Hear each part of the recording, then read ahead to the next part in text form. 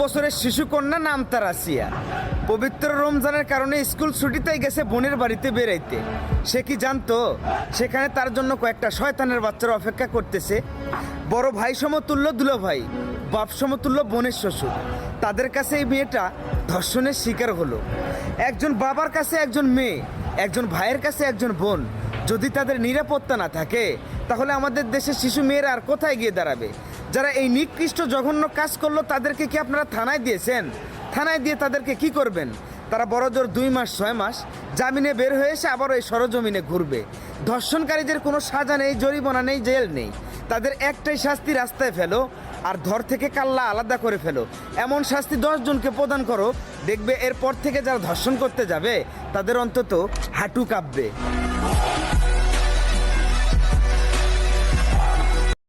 Likey